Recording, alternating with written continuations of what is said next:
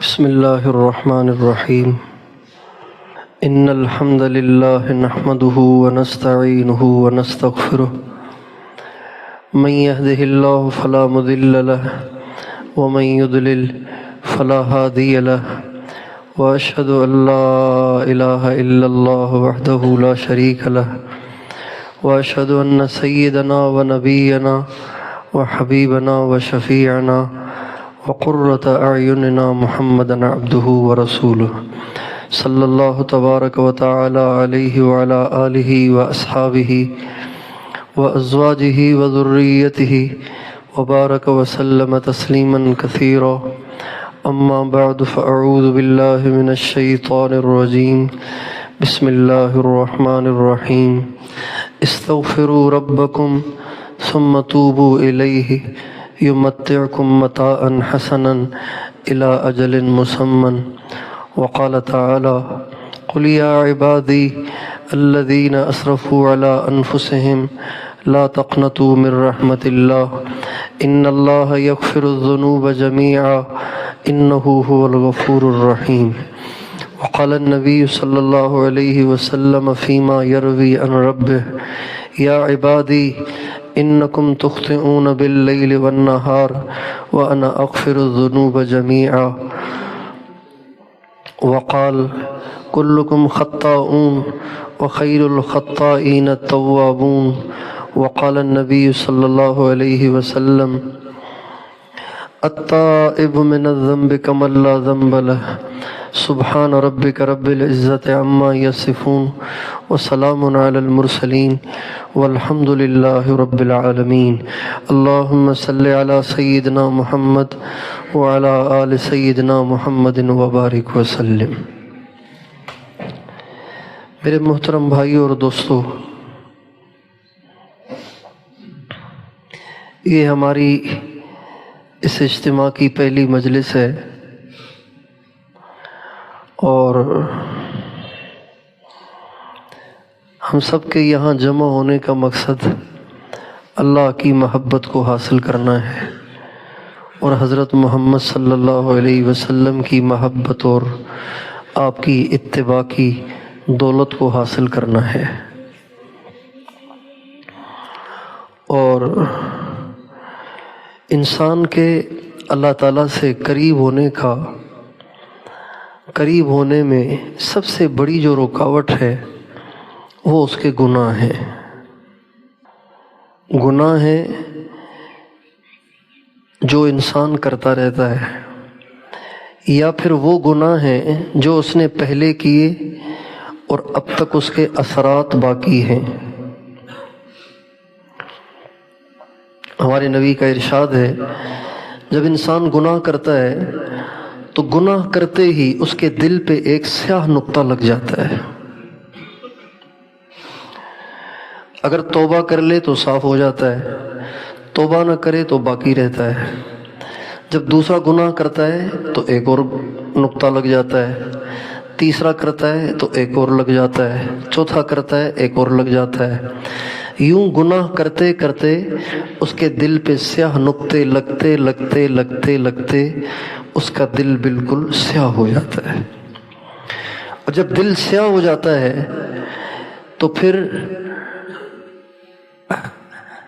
اللہ کی بات کا جو اثر ہے وہ اس کے دل پہ نہیں ہو پاتا، کیونکہ بیچ میں دیوار کھڑی ہو گئی ہے، بیچ میں پردہ حائل ہو گیا ہے، سیاہ پردہ حائل ہو گیا ہے، تو اللہ کی بات پہنچتی نہیں، اللہ کے نام کا اثر ہی نہیں ہوتا. اور قرآن پڑھے گا اثر نہیں ہوگا، بیان سنے گا اثر نہیں ہوگا، مراقبہ کرے گا توجہ نہیں جمے گی. تو اب اس اجتماع میں جو ہم اللہ کی باتیں کریں گے، ان باتوں کا اثر تب ہوگا جب ہم پہلے اپنے دل پہ اپنے ہی گناہوں کی وجہ سے پڑے ہوئے پردے کو ہٹائیں گے. اور اس کی صورت یہ ہے کہ پہلا کام تو یہ کہ گناہوں سے ہم بچنے کی پکی نیت کریں. ایک دوسری جو ہو گئے ہیں اس کو صاف کر لیں، آئندہ نہ ہو، جو ہو گئے ہیں اس کی صفائی ہو جائے، تو پھر ہر اللہ کی محبت میں کہا ہوا بول سیدھا دل پہ اثر کرتا ہے، ہر آیت قرآنیہ دل پہ اثر کرتی ہے، ہر اللہ کا لیا ہوا نام سیدھا دل پہ اثر کرتا ہے۔ اس لیے میری اور آپ کی آج کی پہلی ضرورت اور پہلا کرنے کا کام، جیسے ہم نے جمعے کی تیاری کی ہے نا، جمعے کی تیاری کی ہے، کپڑے شپڑے پہن لیے ہیں، نہا دھو لیے ہیں، اور پگڑی بھی پہن لی ہے، صاف ستھرے کپڑے بھی پہن لیے ہیں، برش بھی کر لیا ہے، مسواک بھی کر لی ہے۔ اب ہم میں سے کوئی بھی بظاہر ایسا نہیں ہے جس کے کپڑوں سے پسینے کی بو آ رہی ہو، 5 دن کے کپڑے پہنے ہوئے ہوں، میلا کچیلا ہو رہا ہو، ہم میں سے کوئی بھی ایسا نہیں، سارے چہرے چمک رہے ہیں، حالانکہ سفر بھی کیا ہے، لیکن نہا دھو کے وضو کر کے ٹھیک ٹھاک ہو کے ہم بیٹھ گئے ہیں۔ یہ جمعے کی ہم نے تیاری کی ہے۔ اجتماع کی تیاری کیا ہے؟ اجتماع کی تیاری یہ ہے کہ ہم اپنے اندر کو بھی دھو دیں۔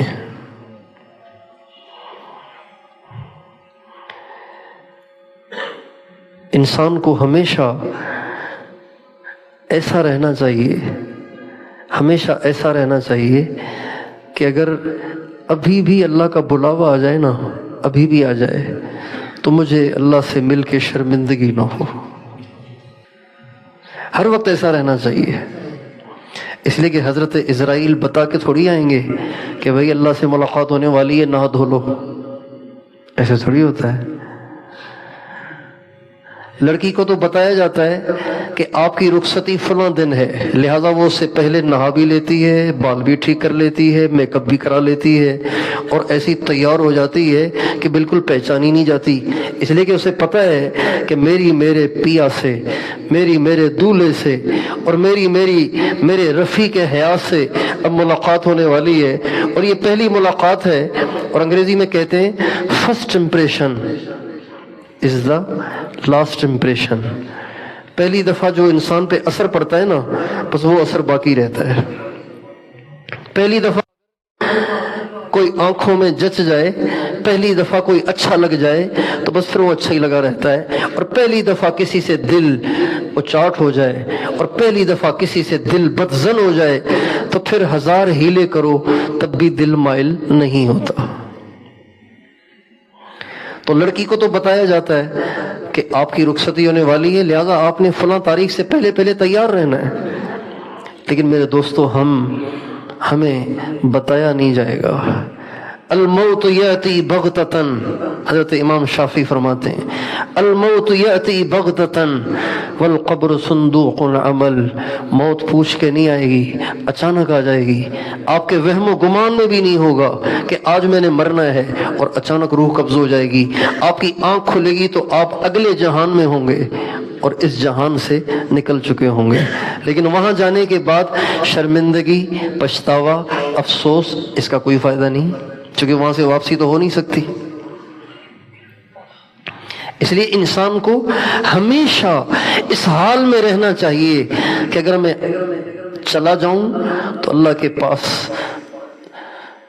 پہنچ کر مجھے شرمندگی نہ ہو، اللہ یہ نہ کہے کتنے گندے ہو کے آئے ہو، میں نے تو تمہیں بڑا صاف ستھرا پیدا کیا تھا، تم کتنے گندے ہو کے آئے ہو۔ اور اگر اللہ نے منہ موڑ لیا، اللہ نے اعراض فرما لیا، اللہ کی رحمت نے منہ موڑ لیا، سرکار دو عالم صلی اللہ علیہ وسلم نے منہ موڑ لیا، تو بھائیو کتنی شرمندگی اور کتنے خسارے کی بات ہوگی۔ اس لیے توبہ کرنا تو صرف اجتماع کی ضرورت نہیں، ہماری ویسے ہی ایک زندگی کی سب سے اہم ضرورت ہے کہ ہم ہر وقت توبہ طائب رہیں۔ اللہ تعالیٰ نے قرآن پاک کے اندر ایمان والوں کی صفات کئی جگہ بیان کی ہیں، کئی جگہ اللہ تعالیٰ نے ایمان والوں کی صفات بیان کی ہیں، کئی آیتیں ہیں جس میں ایمان والے کون ہیں، یہ ہیں یہ ہیں یہ ہیں یہ ہیں یہ ہیں، کئی صفات۔ ایک جگہ اللہ تعالیٰ نے ایمان والوں کی صفات بیان کی ہیں، ان میں سب سے پہلی صفت پتہ ہے کیا بیان کی ہے؟ سب سے پہلی صفت التائبون العابدون۔ ایمان والا، اس کی پہلی علامت توبہ طائب رہتا ہے، صاف ستھرا رہتا ہے، گناہوں سے پاک رہتا ہے، ہو جائے تو فوراً دھو دھا کے اسے صاف کر لیتا ہے، اور ہمیشہ اس حال میں رہتا ہے کہ اللہ تعالیٰ سے ملاقات ہو تو شرمندگی نہ ہو۔ عجیب بات ہے، اللہ تعالیٰ نے اس آیت میں سب سے پہلی صفت یہ بیان کی ہے، التائبون العابدون الحامدون السائحون الراکعون الآمرون بالمعروف والناہون عن المنکر۔ یہ ساری ایمان والوں کی صفات ہیں، اس میں پہلی صفت ایمان والا ہمیشہ اللہ تعالیٰ کی طرف رجوع میں رہتا ہے، کبھی بھی اللہ سے کٹا ہوا، اللہ سے اس کا کنیکشن کٹا ہوا نہیں رہتا۔ خطائیں ہو جاتی ہیں، انسان خطا کار ہے، اس سے خطائیں ہو جاتی ہیں۔ اللہ تعالیٰ حدیث قدسی میں فرماتے ہیں، یا عبادی، اے میرے بندو، انکم تخطئون باللیل والنہار، تم دن کو بھی گناہ کرتے ہو، رات کو بھی گناہ کرتے ہو، وانا اغفر الذنوب جمیعا، میں تمہارے گناہوں کو مسلسل معاف کرتا رہتا ہوں۔ یہ حدیث قدسی ہے۔ اور ایک اور حدیث قدسی میں فرماتے ہیں، کلکم خطاؤن، میرے بندو تم سب کے سب بڑے خطا کار ہو۔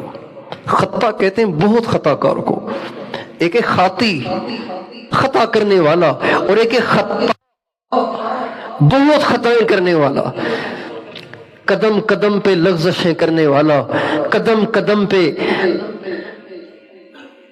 غلطیاں کرنے والا، پل پل خطائیں کرنے والا، اس کو کہتے ہیں خطا۔ جیسے اللہ رزاق ہے، یعنی رازق نہیں ہے، رزاق ہے، اللہ بہت رزق دیتا ہے۔ اللہ غافر نہیں، اللہ غفار، بہت معاف کرنے والا۔ اللہ نہیں اب ہے، دینے والا نہیں، بہت زیادہ دینے والا ہے۔ اللہ ساتر نہیں، اللہ ستار ہے۔ اللہ چھپانے والا نہیں ہے، اللہ بہت چھپانے والا ہے۔ اس طرح اللہ فرماتے ہیں، میں ستار، میں غفار، میں رزاق، میں فتار، تم خطا، بہت زیادہ خطائیں کرنے والے۔ کلکم خطاؤن، تم سب کے سب بہت زیادہ لغزشیں کرنے والے، خطائیں کرنے والے ہو۔ وخیر الخطائین التوابون، اور سب سے اچھے خطا کرنے والے وہ ہیں جو بہت زیادہ توبہ بھی کرتے ہیں۔ بھائی جس کے کپڑے روز میلے ہو جاتے ہیں اسے روز بدلنے چاہیے، جسے 2 دن میں میلے ہو جاتے ہیں اس کو 2 دن میں دھونے چاہیے، جس کے 3 دن میں میلے ہو جاتے ہیں اس کو 3 دن میں دھونے چاہیے، جس کے 1 ہفتے میں میلے ہو جاتے ہیں اس کو 1 ہفتے میں دھونے چاہیے۔ یعنی کہ جس کے روزانہ میلے ہوتے ہیں وہ بھی 1 ہفتے میں دھوئے کہ جی اسراف ہو جائے گا، نہیں، آپ کے چونکہ روزانہ میلے ہوتے ہیں لہٰذا آپ کو روزانہ دھونے۔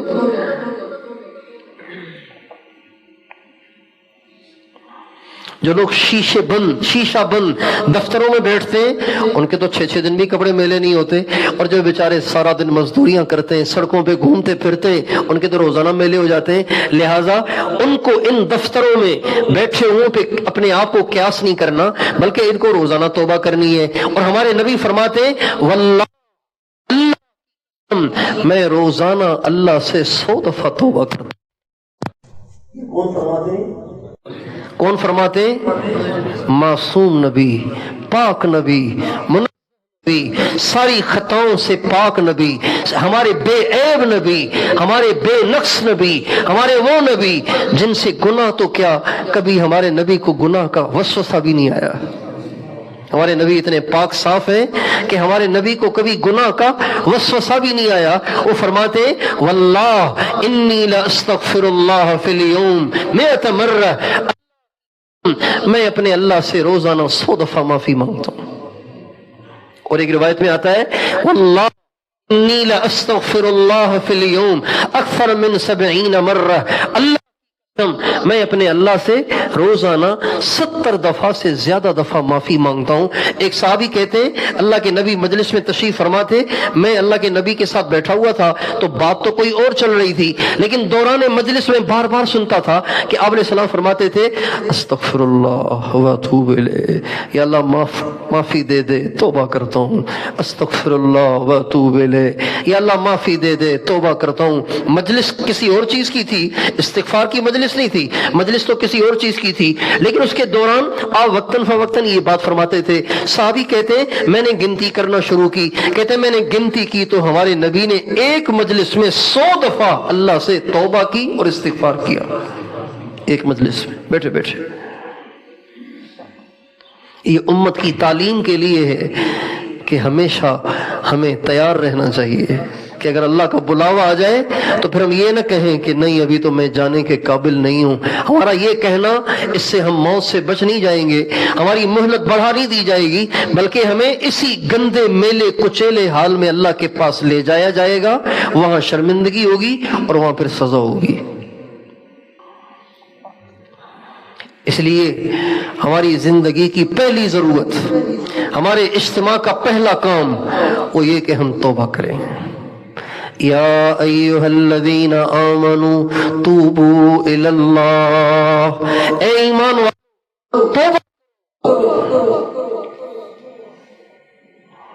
اللہ تعالیٰ ہم سے مطالبہ کر رہے ہیں توبہ کرو. اچھا توبہ کا معنی پتہ ہے کیا ہے؟ توبہ کا معنی توبہ نہیں ہے، توبہ کا معنی ہے لوٹنا. لوٹ رہو. جب کوئی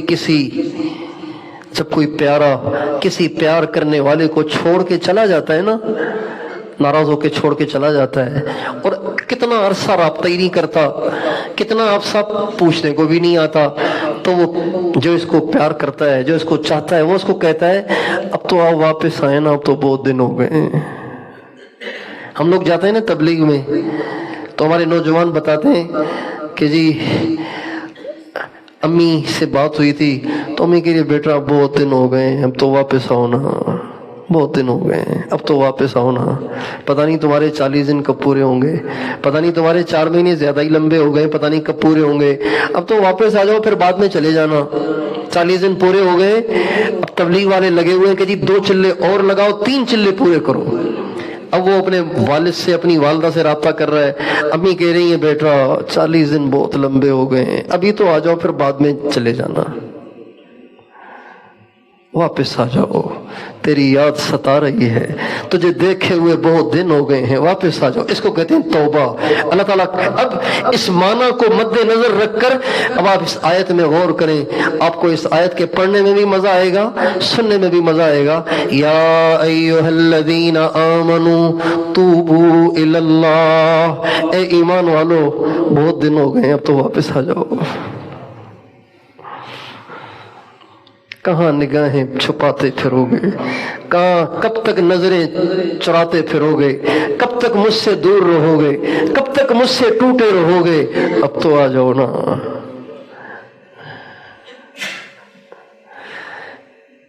کتنی زبردست بات ہے. یا ایھا الذین آمنوا توبوا الی اللہ، یا ایھا الذین آمنوا توبوا الی اللہ، اے ایمان والو اب تو واپس آ جاؤ. کب تک یوں دور دور رہو گے، کب تک یوں کٹے کٹے رہو گے، اب تو واپس آ جاؤ. کیا مطلب؟ کیا مطلب واپس آ جاؤ؟ کیا مطلب؟ اس کا مطلب یہ ہے کہ اب تو جھوٹ بولنا چھوڑ دو. کب تک جھوٹ بول کے اپنے آپ کو گندا کرو گے؟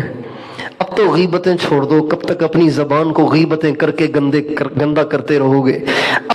نگاہی چھوڑ دو. کب تک اپنی آنکھوں کو اور دل کو گندا کیے پھرو گے؟ اب تو نمازوں کی سستی چھوڑ دو. اب تو میرے احکام کی پیروی شروع کر دو. اب تو میرے نبی کے طریقے پہ چلنا شروع کر دو. اب تو ڈرامے اور فلمیں چھوڑ دو. کب تک دیکھو گے ڈرامے اور فلمیں؟ کب تک دیکھو گے گندی تصویریں؟ کب تک اپنی راتوں کو ان گندگیوں سے ناپاک کرتے رہو گے؟ اب تو واپس آ جاؤ. بہت کر لیا، اب تو واپس آ جاؤ. یہ مطلب ہے. یا ایھا الذین آمنوا توبوا الی اللہ.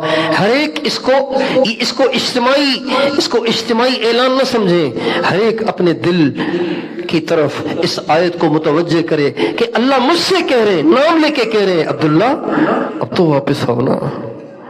کب تک کرو گے بدماشیاں؟ کب تک کرو گے خواہشات کی پیروی؟ کب تک مجھ سے دور رہو گے؟ کب تک میری نافرمانیاں کرو گے؟ اب تو چھوڑ دو، بال سفید ہو رہے ہیں، اب بھی اگر تیاری نہیں کرو گے تو کب کرو گے؟ اب تو ہمارے پاس آنے کی تیاری کرو، اب تو ہمارے پاس آنے کے اپنے آپ کو قابل بناؤ۔ یا ایھا الذین آمنوا توبوا الی اللہ، اے ایمان والو واپس آؤ نا۔ آپ اللہ کی حیثیت، پہلے اللہ کی حیثیت کو سمجھیں، پھر اس آیت میں غور کریں۔ حیثیت کا پتہ ہونا تو پھر بات کرنے والے کی بات کا بھی پتہ چلانا آسان ہوتا ہے۔ پہلے آپ اللہ کی حیثیت کو جانیں، اللہ کون ہے؟ اللہ کون ہے؟ اللہ کون ہے؟ اللہ جس نے زمین کو بنایا، آسمان کو بنایا، سورج چاند ستاروں کو بنایا، دن اور رات کو بنایا، مجھے آپ کو، ہمارے آبا کو بنایا، انسانوں کو بنایا، جنات کو بنایا، فرشتوں کو بنایا، نبیوں کو بنایا، ولیوں کو بنایا، درندوں پرندوں چرندوں چوپایوں کو بنایا، جو مشرق کا بھی رب ہے اور مغرب کا بھی رب ہے، جو شمال کا بھی رب ہے اور جنوب کا بھی رب ہے، جس کے ارادے غیر ایک پتہ سے ٹوٹ کے زمین پہ نہیں گر سکتا، اللہ وہ ہے۔ اب بتاؤ کتنا طاقتور ہے؟ اتنا کہ اس سے اتنا کہ اس پہ کوئی غالب ہے ہی نہیں، اس کے سامنے کسی کی کوئی نہیں ہے جو اتنا اس کو تو کسی کے منہ موڑ کے چلے جانے کی پرواہ بھی نہیں ہونی چاہیے۔ دفعہ نہیں آتا تو کیا بات ہے، بڑے تو ایسے کرتے ہیں، دفعہ ہو، کیا ضرورت ہے ہمیں اس کی؟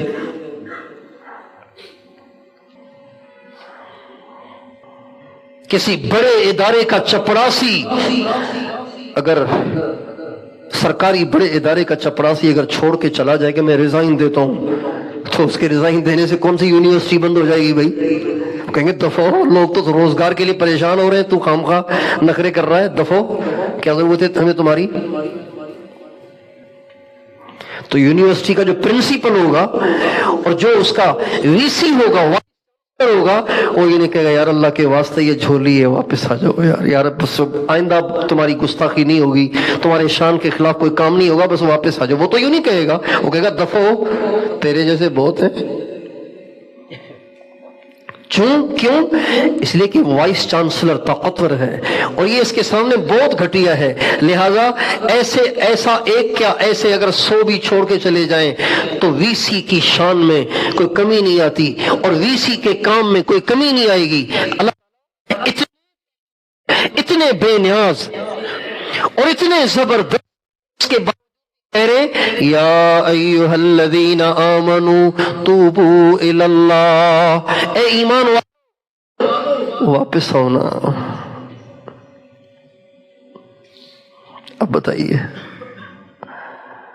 اس آیت میں اللہ پاک کی کیسے کریمی جھلک رہی ہے۔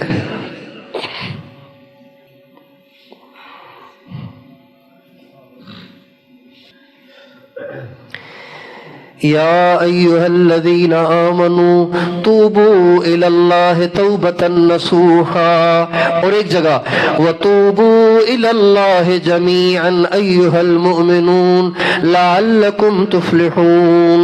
میرے بندو آپ پریشان ہیں، آپ پریشان ہیں، آپ کے مسائل ہیں، آپ مصیبتوں میں گرفتار ہیں، آپ کو مسائل درپیش ہیں، آپ مشکلات میں گرفتار ہیں، آپ کو پریشانیاں ہیں نا، آپ کو پریشانیاں ہیں۔ وَتُوبُوا إِلَى اللَّهِ جَمِيعًا أَيُّهَا الْمُؤْمِنُونَ لَعَلَّكُمْ تُفْلِحُونَ، اے ایمان والو تم توبہ، تمہارے سارے کام سیدھے کر دوں گا۔ تفلحون کا مطلب ہے سارے کام سیدھے کر دوں گا۔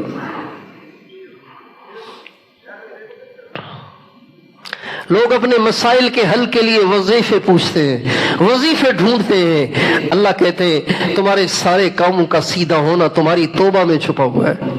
تم سیدھے ہو جاؤ سارے کام بھی سیدھے ہو جائیں گے، تم ٹیڑھے تو کام بھی ٹیڑھے۔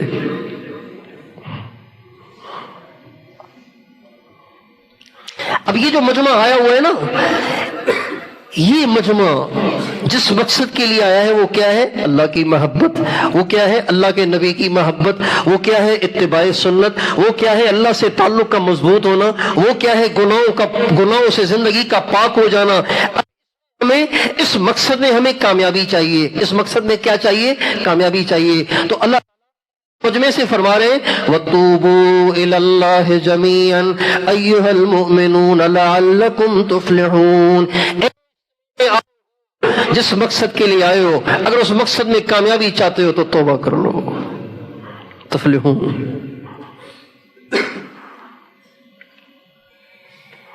ایک دکاندار چاہتا ہے کہ مجھے دکان سے نقصان نہ ہو.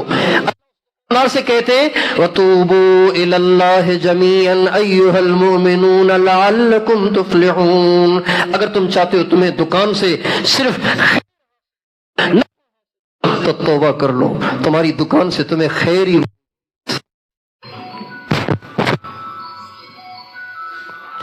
ایک نوجوان شادی ہوئی ہے, نئی شادی ہوئی ہے, وہ چاہتا ہے میری دلہن کے ساتھ, میری بیوی کے ساتھ میری ساری زندگی خوشی کے ساتھ گزرے, محبت کے ساتھ گزرے, برکت کے ساتھ گزرے, رحمتوں کے ساتھ گزرے.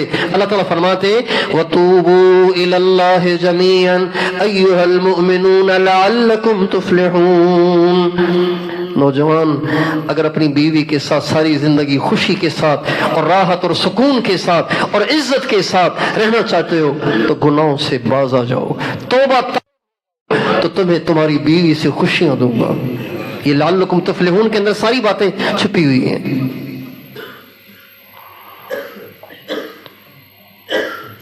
ایک کسان ہے, ایک زمیندار ہے, اپنی زمین پہ بیج ڈال رہا ہے. وہ یہ چاہتا کہ میرے اس بیج سے فصل تیار ہو, لہلاتی فصل تیار ہو. تو اللہ تعالیٰ سے کہتے ہیں وَتُوبُوا إِلَى اللَّهِ جَمِيعًا أَيُّهَا الْمُؤْمِنُونَ لَعَلَّكُمْ تُفْلِحُونَ. زمیندار صاحب, کسان صاحب, اگر آپ چاہتے ہیں کہ آپ کو آپ کی زمین سے آپ کی فصل تیار ہو, اچھے ریٹ میں بکے, تو آپ توبہ کریں.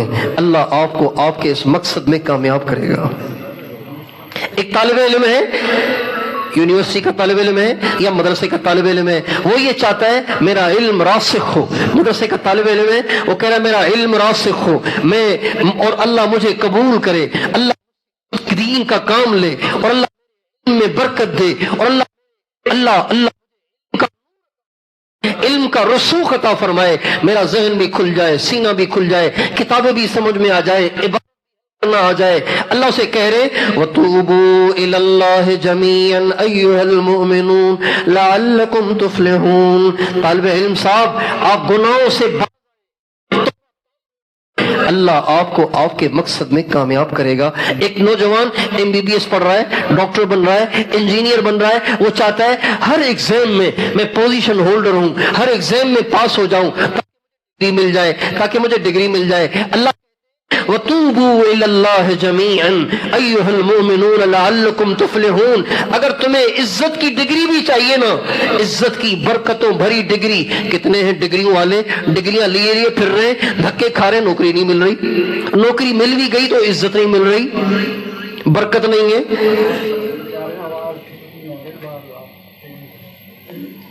تو اللہ ایسوں سے بھی کہہ رہے MBBS پڑھنے والے توبہ طائب ہو جاؤ, اللہ تمہیں تمہارے مقصد میں کامیاب کرے گا. تو وہی کیا خیال ہے, ہم سارے توبہ کر لیں, توبہ کر لیں, سچی توبہ کر لیں, پکی توبہ کر لیں, اور اب تک جو خطائیں ہو گئی ہیں اس کی اللہ سے معافی مانگیں, آئندہ نہ کرنے کا عزم کر لیں. ہمارے نبی کا ارشاد ہے التائب من الذنب کمن لا ذنب لہ. جب کوئی توبہ کر لیتا ہے نا, جب کوئی توبہ کر لیتا ہے, اللہ پاک اس کو ایسے پاک کرتے ہیں جیسے اس نے کوئی گناہ کیے ہی نہیں. اب آپ ان الفاظ میں غور کریں گے تو آپ کو بڑا مزہ آئے گا. اللہ تعالیٰ یہ نہیں فرما رہے التائب یغفر لہ, جو توبہ کرتا ہے اس کی بخشش کر دی جاتی ہے, یہ نہیں فرما رہے. التائب مغفور لہ, تائب کے گناہوں کو معاف کر دیا جاتا ہے, یہ بھی نہیں کہہ رہے.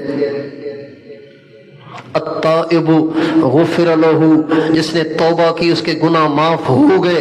अल्लाह ये भी नहीं फरमा रहे, इसलिए कि इन तमाम अल्फाज से ये बात तो वाज़ेह हो रही है कि गुनाह माफ हो गए, लेकिन ये भी बात इसके अंदर महसूस हो रही है कि गुनाह तो माफ हो गए, लेकिन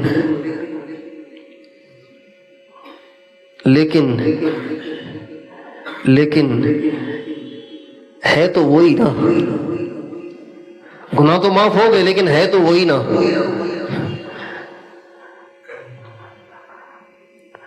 कपड़ा फट जाए ना, कपड़ा फट जाए, अब उसको रफू करवा लें तो उसकी जो फटन है वो पर हो जाती है, लेकिन है तो वही ना,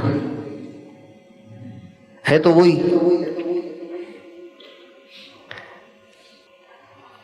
गाड़ी का एक्सीडेंट हो जाए, आप किसी मिस्त्री से उसके डेंट ठीक करवा लें, उसको अच्छा कलर करवा लें, लेकिन है तो वही ना, है तो लगी हुई गाड़ी ना, 0 मीटर तो नहीं है ना, है तो लगी हुई गाड़ी, तो उसका रेट उसी हिसाब से होगा।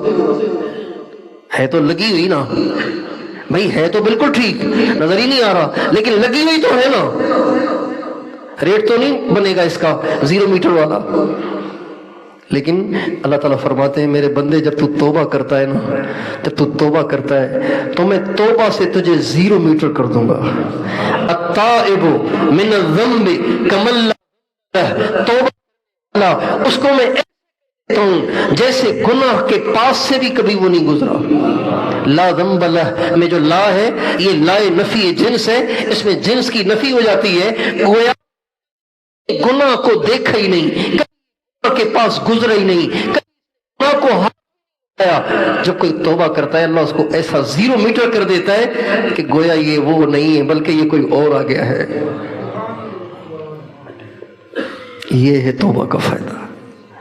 तौबा से गुनाह नहीं माफ होते, गुनाह तो माफ होते हैं इस्तिगफार से। ये भी फर्क समझने का है। गुनाह माफ किससे होते हैं? इस्तिगफार से। अल्लाहुम्मा ग़फ़िरली, अल्लाहुम्मा ग़फ़िरली, अस्तग़फ़िरुल्लाह, अस्तग़फ़िरुल्लाह, इससे गुनाह माफ हो रहे हैं, इससे गुनाह माफ हो रहे हैं। तौबा से गुनाह माफ नहीं होते, गुनाह तो इस्तिगफार से माफ होते हैं। तौबा से क्या होता है? तौबा से अल्लाह ताला इंसान को 0 मीटर बना देता है, 0 मीटर, नामो निशान भी नहीं रहता गुनाह का। और तौबा क्या है? तौबा तस्बीह पढ़ने का नाम नहीं, तौबा है कि अब नहीं करना, ये है तौबा। इस्तिगफार से गुनाह माफ हो गए, और जब आपने अज़्म कर लिया कि अब नहीं करना, तो अल्लाह कहते हैं अब इसको वो कर लो कि गोया इसने किए ही नहीं है। ये नहीं फरमाया अल मुस्तगफिरु कमल्ला ज़म्ब लह, गुनाहों की माफी मांगने वाला ऐसा हो जाता है गोया के उसने गुनाह किया ही नहीं। इस्तिगफार से ऐसा नहीं बनेगा, ऐसा तब बनेगा तौबा, मतलब कामों के करीब न जाए जिन कामों को पहले कर रहा था। जब उन कामों के करीब नहीं जाए तो अब अल्लाह इसको 0 मीटर बना देगा, यानी अब अल्लाह इसको गोया तब्दील कर देगा। कुछ चीजें वारंटी पे मिलती है ना, वारंटी पे, वॉशिंग मशीन आपने ली वारंटी पर, और वो उसकी वारंटी है 6 महीने, 2 महीने में खराब हो गई। अब ये खराब हो गई तो अब ये आपको दुकानदार ठीक नहीं करके देगा, बदल के देगा। ये खराब वॉशिंग मशीन आप उसको वापस कर दे, वो आपको अच्छी 0 मीटर वॉशिंग मशीन दे देगा। ये मतलब है तौबा का। अत्ताइबु मिनल ज़म्बि कमल्ला ज़म्ब लह, जो तौबा अल्लाह यूं समझे गोया उसके उस वजूद को वापस ले लेता है, उसको एक और नया 0 मीटर वजूद दे देता है।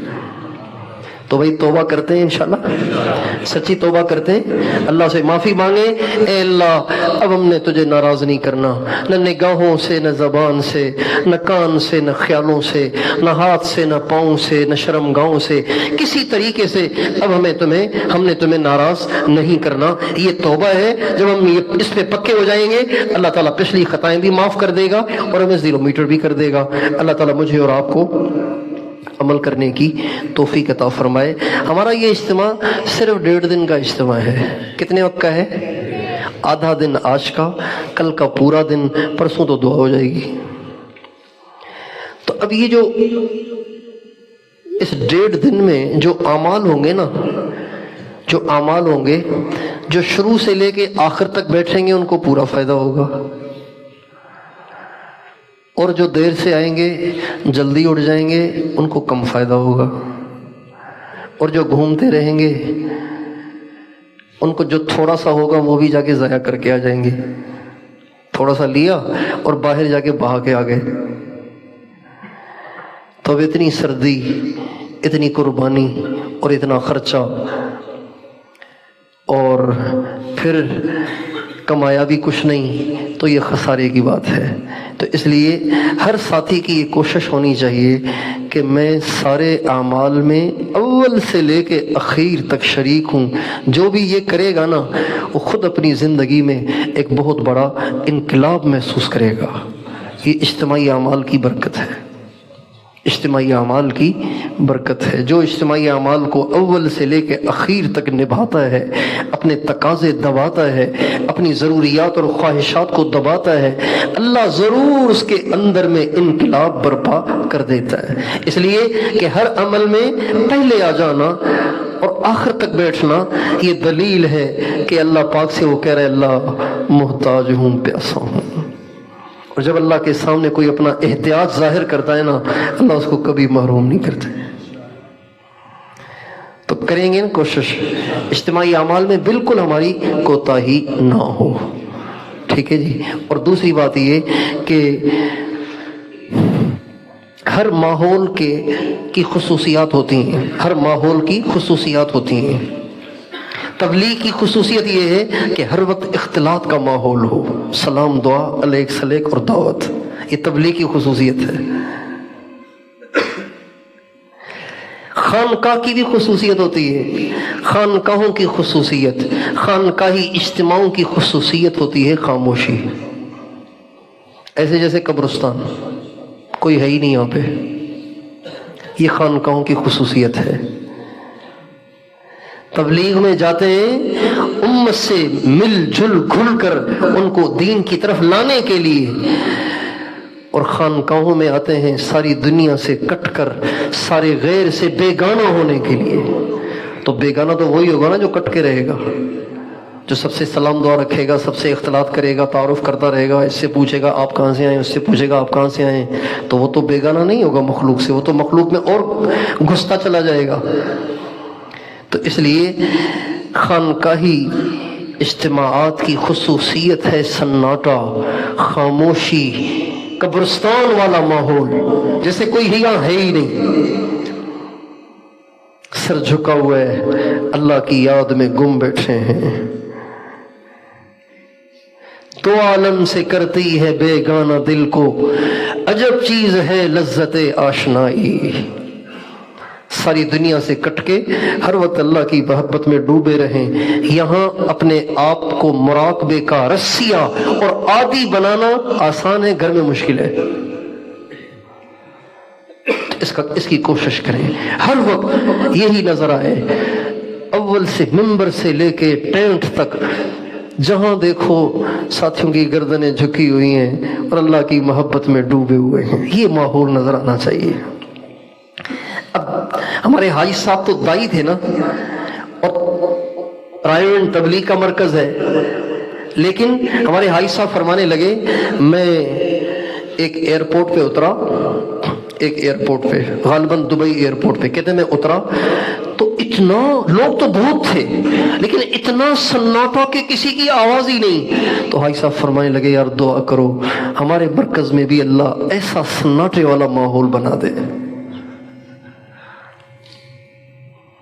تو یہ اللہ کا گھر ہے، ویسے بھی اس میں بات چیت کرنا اچھا نہیں ہے، دنیا کی باتیں تو کیا دین کی باتیں بھی اس میں ماحول میں ہم کرنے سے بچیں، زیادہ سے زیادہ اپنے دل کی طرف توجہ رکھیں اور اس بات کا خیال رکھیں کہ اللہ تعالیٰ کی طرف سے انوارات آ رہے ہیں، میرے دل کی گندگی دور ہو رہی ہے اور میرا دل کہہ رہا ہے اللہ اللہ اللہ۔ اس تصور میں رہے ہر وقت، وضو بھی کریں اس خیال سے، کھانا بھی کھائیں اس خیال سے، کھانا کھائیں تو آپ کو پتہ ہی نہ ہو کہ میرے ساتھ کون بیٹھا تھا، میرے دائیں بائیں کون تھا، آپ کو پتہ نہ چلے۔